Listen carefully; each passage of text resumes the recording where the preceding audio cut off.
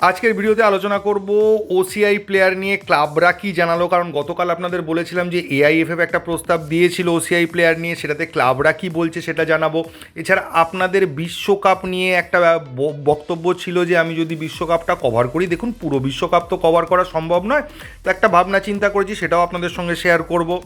আর মোহনবাগানের ট্রান্সফার নিয়ে আমি আগেই বলে রেখেছিলাম যে 15ই জুনের আগে কোনো কংক্রিট আপডেট আপনারা পাবেন না, তাই 15ই জুন পর্যন্ত ওয়েট করতে হবে, তাই ওটা নিয়ে আর আলোচনা করতে যাচ্ছি না। তবে এটাও বলে রাখা দরকার, যেহেতু এআইএফএফ এর সঙ্গে ক্লাবদের একটা কথাবার্তা হয়ে গেছে, ক্লাব জোট আইএসএল চালাবে, এটা মোটামুটি ফাইনাল হওয়ার দিকেই হয়ে গেছে, তাই হয়তো 15ই জুনের আগেই ধীরে ধীরে, এরপর থেকে গতকালই হয়েছে ব্যাপারটা, মানে পরশুদিন হয়েছে, গতকালও আলোচনা হয়েছে, কিছুদিনের মধ্যে হয়তো আস্তে আস্তে ট্রান্সফার নিউজগুলো চলে আসবে। প্রথমে চলে আসি আইএসএল নিয়ে। এআইএফএফ যে প্রস্তাব দিয়েছিল যে একটা ওসিআই প্লেয়ার বা দুটো ওসিআই প্লেয়ার বাধ্যতামূলক করার, তাতে ক্লাবেদের বক্তব্য ছিল খুব সিম্পল, যে একদম বাধ্যতামূলক করলে একটু প্রবলেম আছে। তার কারণটা হচ্ছে যে অনেক ক্ষেত্রে দেখা যাচ্ছে যে ওসিআই প্লেয়াররা রয়েছে, তাদের যা স্যালারি, তো সেই স্যালারির থেকে অনেক কম টাকায় অনেক ভালো প্লেয়ার পাওয়া যায়।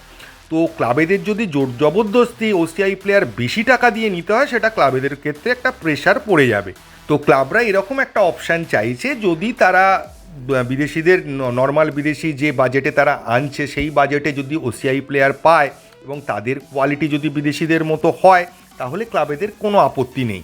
কিন্তু অকারণ বেশি টাকা দিয়ে সেই যে কোয়ালিটির প্লেয়ার অন্যান্য দেশ থেকে পাওয়া যাবে, সেটা না নিয়ে ওসিআই নিতে তারা খুব একটা রাজি নয়। তো এই জায়গাটাতে আটকে আছে। তো এটা নিয়ে ভাবনা চিন্তা করে এআইএফএফ কোনো একটা রুলস আনতে চলেছে, এরমই একটা খবর পাওয়া যাচ্ছে। এবং এটার ক্ষেত্রে যে সুবিধেটা হবে, যে প্লেয়ারগুলো এখানে খেললে এআইএফএফ দেখতে পাবে প্লেয়াররা কেমন, প্লেয়াররা বুঝতে পারবে ইন্ডিয়ান ফুটবল কোন জায়গায় আছে, প্লাস তারা ইন্ডিয়ান ক্লাবে যদি খেলে, তাহলে তারা বুঝতে পারবে যে ইন্ডিয়ান ক্লাবে খেললে এখানে তারা একটা কেরিয়ার করতে পারে, এখানে যদি তাদের টাকা পয়সা ঠিকঠাক লাগে, তাহলে তারা দীর্ঘদিন ইন্ডিয়ায় থাকতেও আপত্তি করবে না। ইন্ডিয়ায় কিছুদিন থাকার পর যদি পরিবেশ পরিস্থিতি তাদের ঠিকঠাক মনে হয়, এবং সেক্ষেত্রে 2 বছর অন্তত এখানে থাকার পর তারা কিন্তু ইন্ডিয়ান পাসপোর্টের জন্য অ্যাপ্লাই করতে পারে, যদি তারা মনে করে ইন্ডিয়ান ন্যাশনাল টিমে তারা খেলবে, ইন্ডিয়াকে রিপ্রেজেন্ট করবে। তো এই সব দিক দিয়ে অনেক জটিলতা কমে যাবে। আজকে রায়ান উইলিয়ামস ইন্ডিয়ায় খেলতো বলে, বা ইজুমি আরাতা ইন্ডিয়ায় খেলতো বলে তারা কিন্তু ইন্ডিয়ান পাসপোর্ট নিয়েছে, তারা কিন্তু বিদেশ থেকে দুম করে ইন্ডিয়ান পাসপোর্ট নিয়ে তারপর ইন্ডিয়ায় খেলতে আসেনি। তো ম্যাক্সিমাম ক্ষেত্রে এটাই দেখা যাচ্ছে যে ইন্ডিয়ায় খেললে তবে তাদের ইন্টারেস্টটা তৈরি হচ্ছে, তো সেইটার একটা রাস্তা ক্লিয়ার করার চেষ্টা করা হচ্ছে।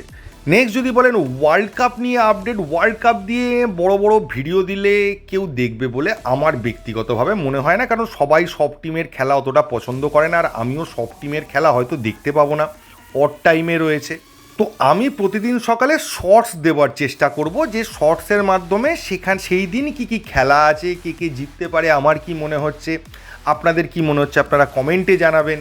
এবং Brazil, Argentina, Germany, Spain, England এদের খেলার ক্ষেত্রে, বা পর্তুগালও বলতে পারেন, এদের খেলার ক্ষেত্রে নয় দু একটা কথা এক্সট্রা বলা যেতে পারে, কিন্তু খেলা নিয়ে বিশ্লেষণ করার মতো সাহস আমার নেই। ওদের যে লেভেলের খেলা আর আমরা যে লেভেলের খেলি, কতটা বুঝতে পারবো, বুঝে তার ব্যাখ্যা করতে পারবো, আমার নিজেরই যথেষ্ট সন্দেহ আছে, তাই ওই সব রিস্কে আমি যাব না। তো জেনারেলে কিছু আলোচনা করব। আর সাবস্ক্রিপশান রেট দেখে তো মাথায় হাত পড়ে গেছে, 3 মাসের সাবস্ক্রিপশান দিচ্ছে, তাও 800 টাকা, 799। তার থেকে তো মনে হয় যে আপনার ডিটিএইচ বা কেবল অপারেটরকে বলে চ্যানেলগুলো নিলে ওর থেকে কম টাকা লাগবে। তো দেখা যাক কোনটা সাবস্ক্রাইব করতে পারি। আর একটা ছোট্ট বিষয় নিয়ে আপনাদের সঙ্গে আলোচনা করব। আমি একটা প্রশ্নের উত্তর খুঁজে পাচ্ছি না, আপনাদের থেকেই তার উত্তরটা চাইব। বিষয়টা কিছুটা পার্সোনাল হতে পারে।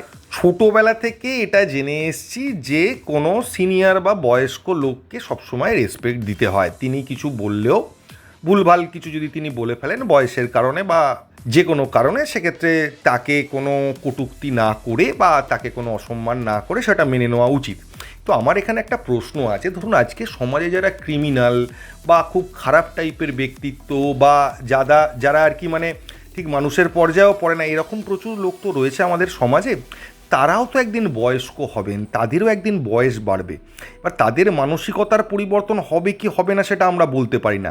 তাহলে তারাও যদি কোনো খারাপ কথা বলে বা বেঠিক কথা বলে বা খারাপ কিছু করে, তাহলে তাদেরকেও কি আমরা সেই সম্মানটাই দেবো?